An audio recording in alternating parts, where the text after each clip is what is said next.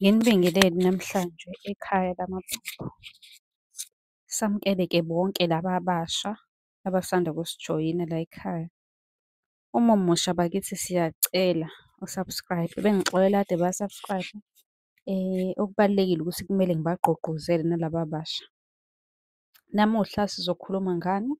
Ngomhlwehlwe.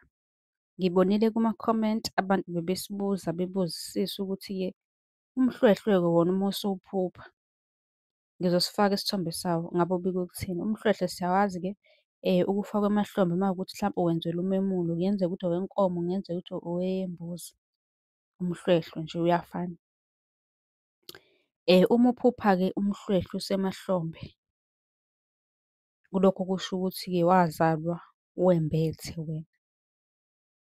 Kusho ukuthi-ke wazalwa nje wembethe. Ngike ngakhuluma ngakho futhi ukuzalwa wembethe.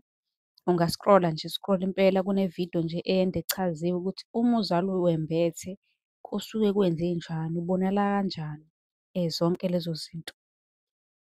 Usuke uzalwa wembethe, nalapho-ke uy'bona utshatha imbuzi hlampe uyithwele emahlombe, kusho ukuthi-ke wazalwa wembethe. Kwesinye isikhathi-ke kusuke kunobuyizo lobungoma. Uma uy'bona nje wena-ke usutshatha imbuzi, uthwele imbuzi, uyabo? Asike sithi-ke manje uyephupha ushunqisa umhlwehlwe manje.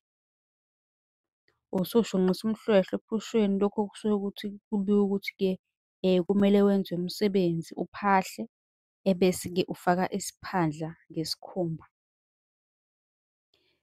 Kumele uphahle, ukushunqisa, uma ushunqisa umhlwehlwe noma ubona ushonqa, kusuke kumele lapho wenze umsebenzi okanye-ke uphahle, ebese ufaka-ke isiphandla ngesikhumba leso. Ngithembe ukuthi lo osibuzile impendulo useyitholile. Siyatholakala ku-Facebook, siyatholakala ku-TikTok, igama elilodwa, ku-YouTube igama elilodwa sichaza amaphupho.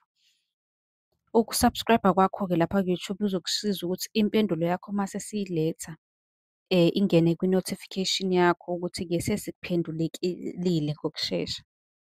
Ubuze kwi-comment ukuze nawe sizokwenzela ividiyo, usilandele yonke indawo, usi-inbox-e, usicele inombolo ka-WhatsApp, ungasi-inbox-a ku-Facebook, ungasi-inbox-a ku-TikTok. Nisale kahle, ngithembe ukuthi impendulo ifikile kumnikazi wayo, nawe ungabuza izofika eyakho kuwena. Nisale kahle.